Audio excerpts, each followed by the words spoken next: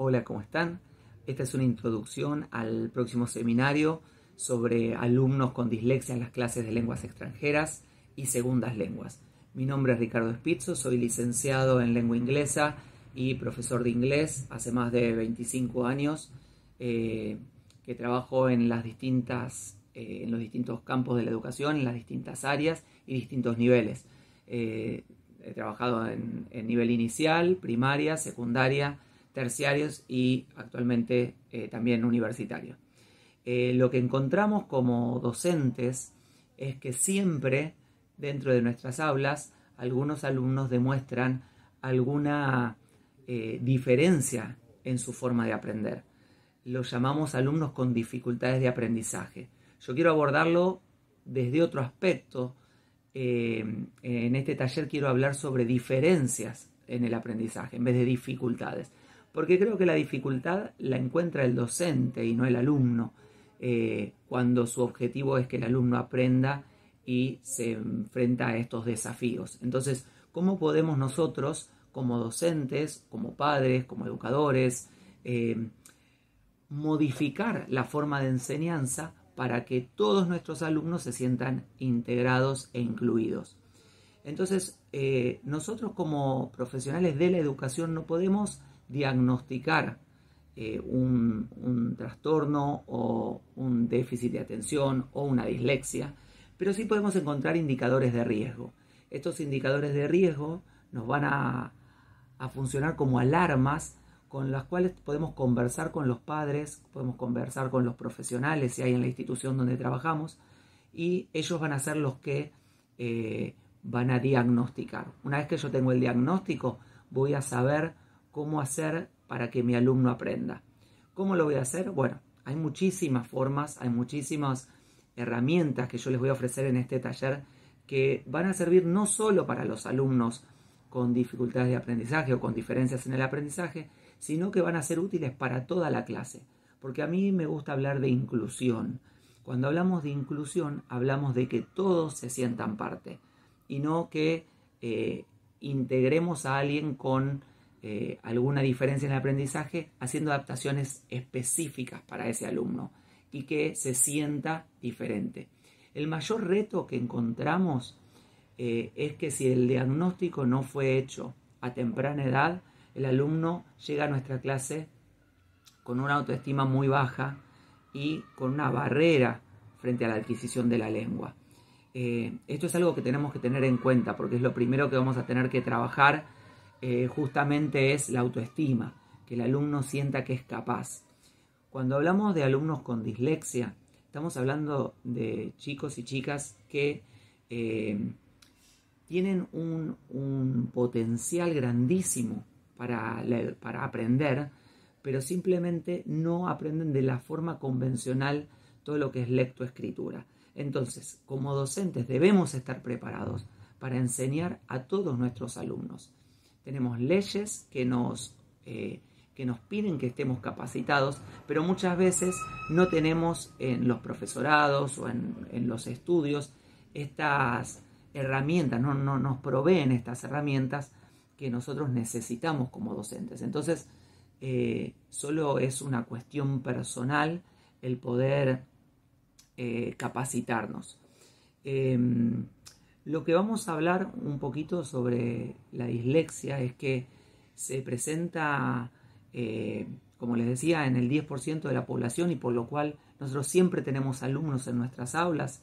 En un aula de 20 chicos siempre algún alumno va a presentar alguna diferencia en el aprendizaje, y con pequeñas estrategias, con pequeñas herramientas, con pequeñas modificaciones en nuestras planificaciones vamos a poder llegar a todos nuestros alumnos. ¿Por qué hablo de diferencia en el aprendizaje y no una dificultad? También porque si no vemos a estas DEAs como si fueran una enfermedad, donde tengo que encontrar la cura, y ponemos toda la carga sobre el profesional que los está tratando, sea un psicopedagogo, un pediatra, un psicólogo.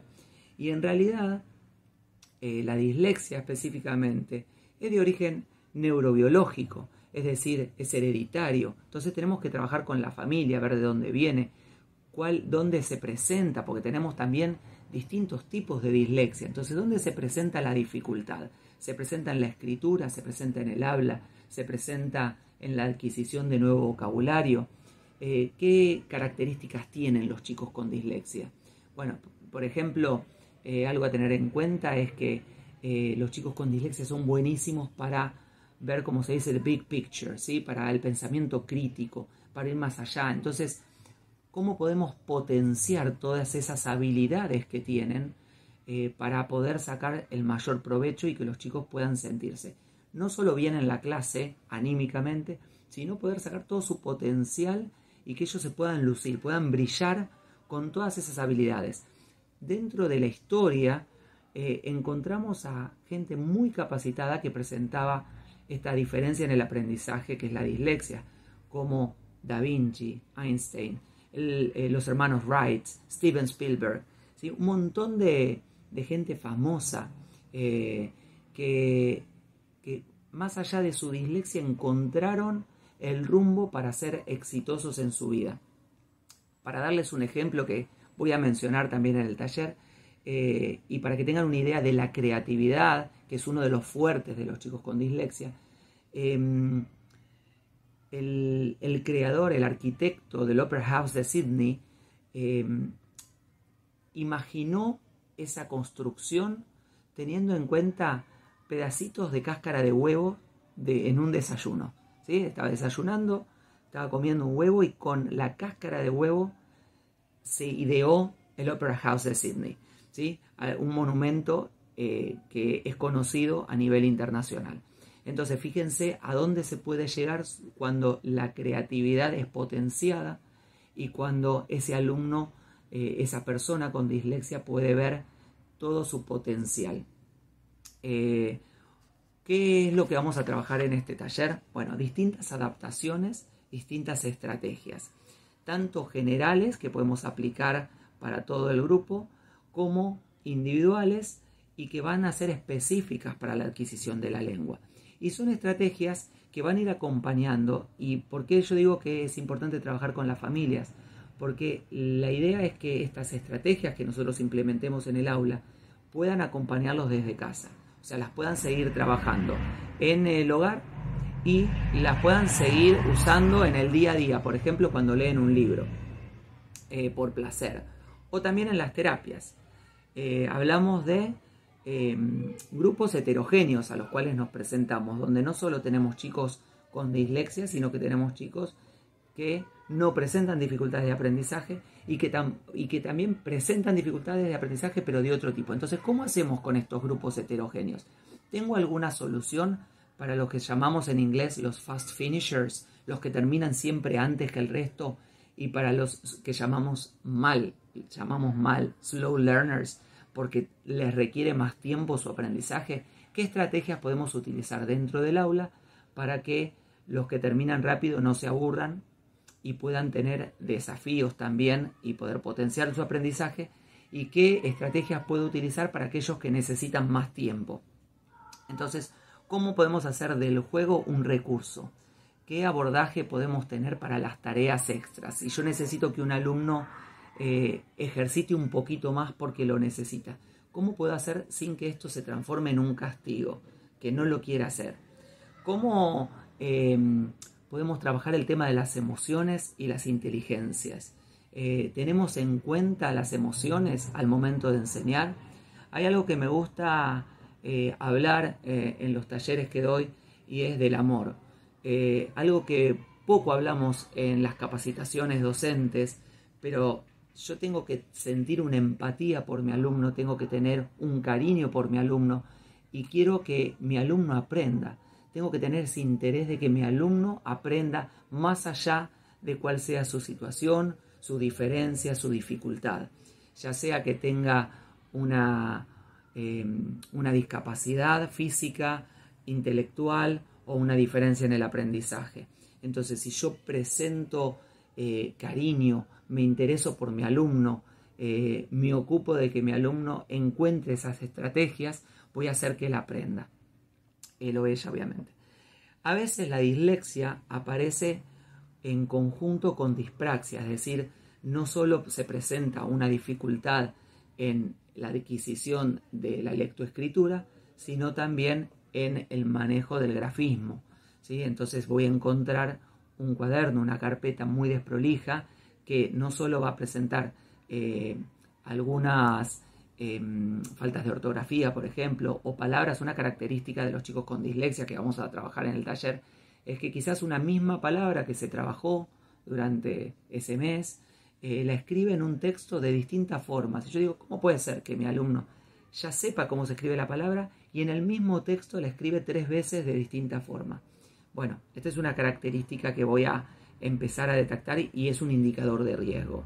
Entonces, a veces esto va acompañado con dispraxia, es decir, que además de estas faltas de ortografía encuentro un grafismo muy pobre, como de un chico de menor edad. Sin embargo, en su parte intelectual, en su rendimiento intelectual, es excelente. Entonces hay como una discrepancia entre sus habilidades, sus capacidades y lo que puede volcar en una hoja. Entonces, ¿cómo hago para evaluar en un examen? ¿Qué tengo que tener en cuenta? O a veces la dislexia se presenta con una dislalia, una discapacidad en la parte motriz, en la parte de producción de la locución, ¿sí? Entonces le cuesta hablar y me resulta más difícil evaluarlo en la parte oral, más allá que la dislexia le puede traer como consecuencia que la producción, o sea, la evocación de una palabra que tiene en la mente, que sabe lo que quiere decir, no le llegue rápido a la boca para poder pronunciarla, y con la dislalia se hace más difícil porque presenta dificultades para la modulación. Entonces, ¿cuál es el rol que presenta un maestro acompañante, un acompañante terapéutico, un maestro integrador, cuando el alumno tiene una discapacidad, una diferencia en el aprendizaje y tiene un acompañante que lo ayuda? ¿Cuál es el rol del docente y cuál es el rol del maestro integrador? Todo esto lo vamos a hablar el próximo sábado 5 de mayo, 6 de mayo, para que ustedes puedan tener, yo les voy a dar cientos de estrategias que van a poder utilizar y que tienen que ver con, desde los más chiquititos, desde jardín, el trabajar con masa, el trabajar con conciencia fonológica, trabajar con material concreto, hasta los más grandes, cómo usar un tracker de lectura, cómo maximizar un ejercicio que no tengo en la pantalla. Bueno, en una pantalla yo puedo maximizar un ejercicio y verlo en grande, pero en un libro me aparece lleno de distractores. ¿Cómo tapar esos distractores? Bueno, la idea es que ustedes se llenen de estrategias para que el día de mañana lo puedan llevar a clase y de una forma muy sencilla, sin mucha preparación, que les lleve tiempo en casa, lo puedan implementar para que todos los alumnos se sientan incluidos en su clase y la disfruten, porque todo está en el disfrute. Si no hay disfrute del aprendizaje, el aprendizaje se hace más pobre. Entonces, yo soy un convencido que la educación tiene que ir acompañada de la diversión, ¿sí? ¿Cómo puedo disfrutar de ese aprendizaje?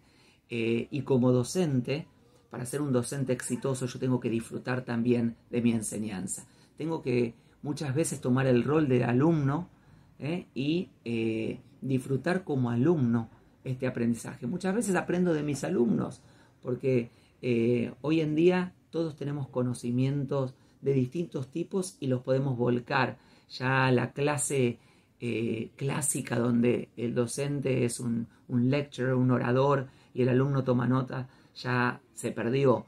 Es un tiempo donde todos aprendemos de todos, donde hay aprendizaje de los dos lados y en todo tiempo, donde hay aprendizaje entre pares. Entonces, lo que vamos a trabajar en este taller, que es específicamente sobre dislexia, es cómo poder hacer que mi clase sea inclusiva.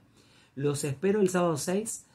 Vamos a divertirnos, vamos a trabajar un montón de herramientas, vamos a llevarnos un montón de material para implementar en las clases y vamos a tener un tiempo de preguntas, así que tenete a mano el libro que usás en la clase, si enseñás inglés, si enseñás portugués, si enseñás francés, trae tu libro para poder ver qué dificultades aparecen en el material que usamos, que yo te voy a dar estrategias para que lo puedas adaptar para que sea alcanzable para todos tus alumnos. Y vamos a, como les dije, a tener un momento de preguntas donde podemos ver algún caso en particular y cómo podemos adaptar esa ejercitación a ese tipo de alumnos. Vamos a hablar también de los dictados, ¿sí? De la adquisición de palabras difíciles, palabras que son transparentes y palabras que son los que llamamos tricky words o sight words, palabras que se escriben de una forma y se leen de otra. Bueno, los espero, la vamos a pasar muy bien, vamos a hacer un break, pero para que se preparen un mate, un cafecito y sigamos trabajando. Nos encontramos el sábado con todas las pilas para trabajar a pleno. Bueno, un gusto, espero verlos.